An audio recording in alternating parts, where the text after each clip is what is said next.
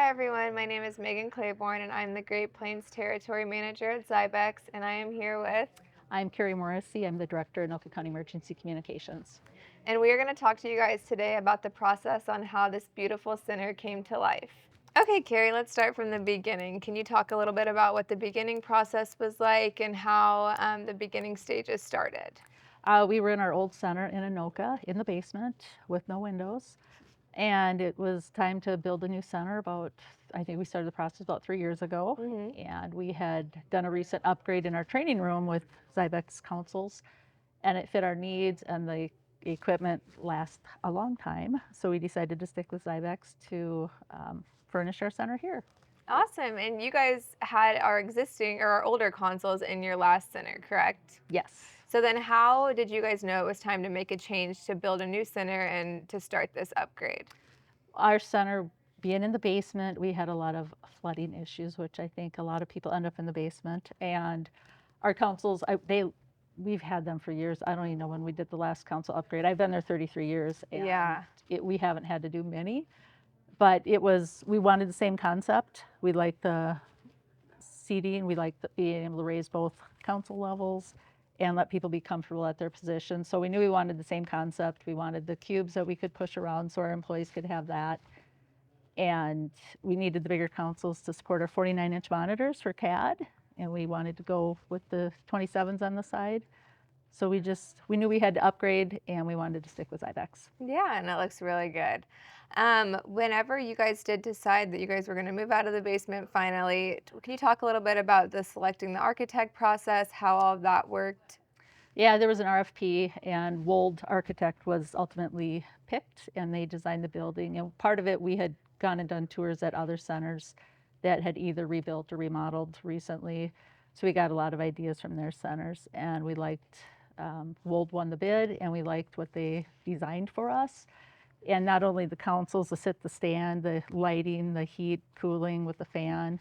It's very ergonomical. It's healthy. Our dispatchers, telecommunicators are tethered to their positions, Hmm. so we wanted to give them more opportunities to sit or stand up, sit down. We have under the desk treadmills that we use, so there's plenty of room for those.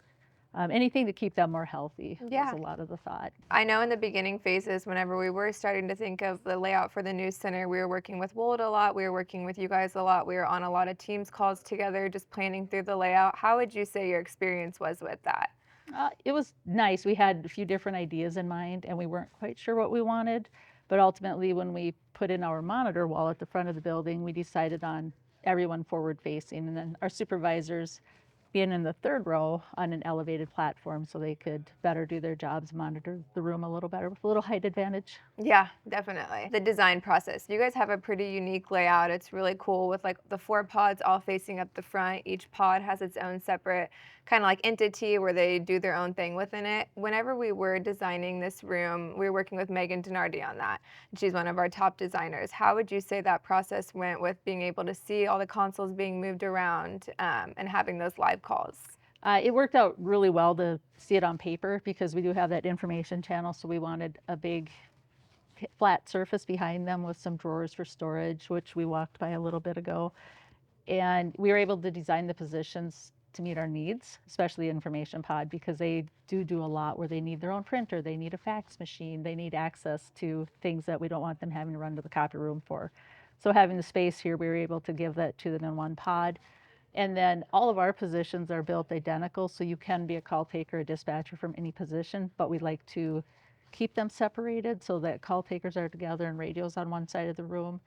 And we actually had it flipped up until about a month ago, and we Oh, decided it really? wasn't working out because our supervisors decided it was easier to have the police channels and the fire channels in front of them. So because we designed everything the same and we can work any position, we were able to just move our magnets and relocate people that way. Oh, yeah, and it's nice that those Yeah. are the magnets on the status lights. Yeah.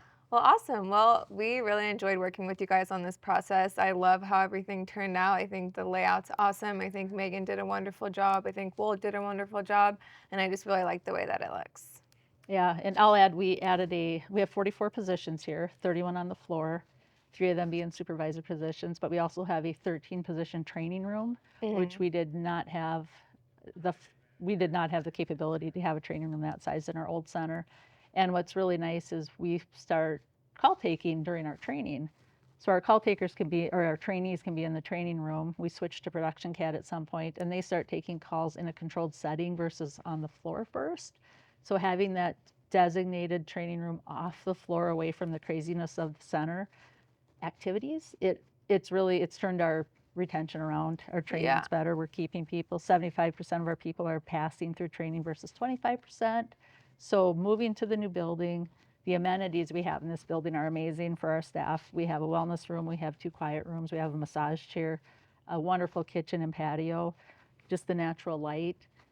And then to have, The windows too. it's so nice, yeah. And we let them pick the colors of that they put on their plexiglass. We let them do their thing. Yeah. So It's like a little disco ball. yeah, it's a fun setting, and it's much better for the mental health and wellness. And Yeah, yeah. absolutely. Would you give any advice to a director who's wanting to build a new center, who's starting this process? Are there any words of encouragement, anything you'd like to say? Do your due diligence. I would check with customers that have had, previous vendors, and we've had really good luck with maintenance. It's minimal. If there is a problem, it's handled very quickly and efficiently. I know when we had a lot of equipment at once, and we had a delay in getting things set up because of a technical issue on the building side. So once things were set up, there were a few things that just broken handles on things just because it sat around for so long, and that was resolved quickly.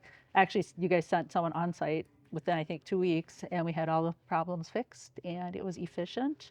And again, we don't have problems with the console. The console furniture, it lasts. It's very hardy and sturdy, I'd say. We love to hear that. We put a lot of work into it. I remember whenever I first came to the center in the basement and I just saw the center you guys had. I know when we upgraded your guys' training room, just coming from there to here and walking into this for the first time today, it's just a complete and total shock.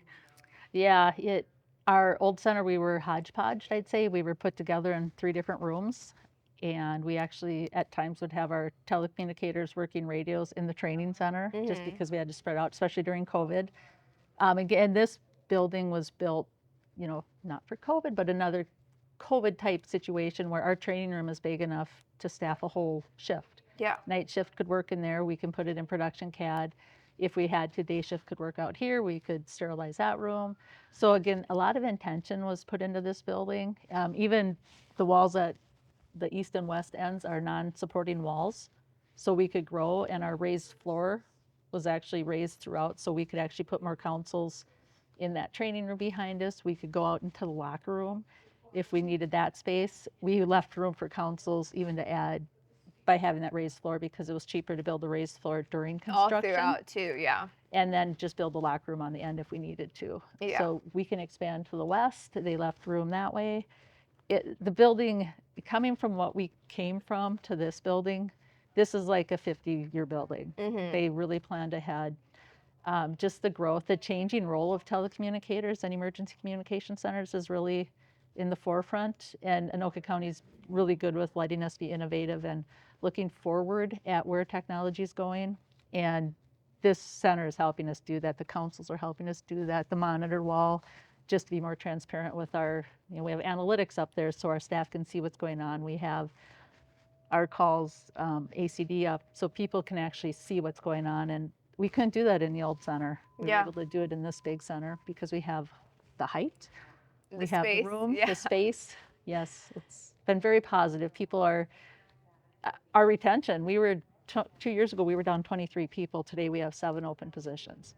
That's And we crazy. credit it to our new training, our new center. I mean, we have people that applied this last time around we had multiple people, about a dozen with experience. Hmm. And And people want to work here. yes, and we haven't had that for a while. So we're like, wow, people are wanting to come to Anoka County and work now. Yeah. And they see the center, we have them do sit-alongs, and they say yes when we ask them. So the center is definitely part of it. They really like our new location and our layout and just everything about it. Yeah, and I'm sure that's such a good feeling. And with you just being here for so many years, you saw the old, you saw the new. How did you feel when you first walked in here? I'm sure that was a pretty emotional feeling. It was first day was fun because we had our night shifters and the shift in Anoka, and then some of us came in early and we actually filmed everyone walking in through the employee entrance.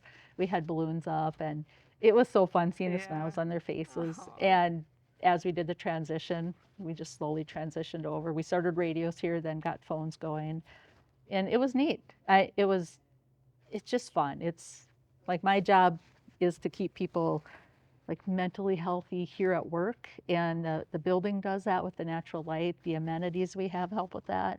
So it was fun seeing people come in with big smiles on their faces. Thank you guys for watching. If you have any questions, feel free to reach out to me or anyone at Zybex. We're always here to help. And if you're in the Minnesota area, feel free to reach out to Carrie. You guys can tour this new beautiful center. Yes, and thank you for the partnership with Zybex. We have a beautiful center, and we'd love to show it off. So yes, feel free to stop by and see our center.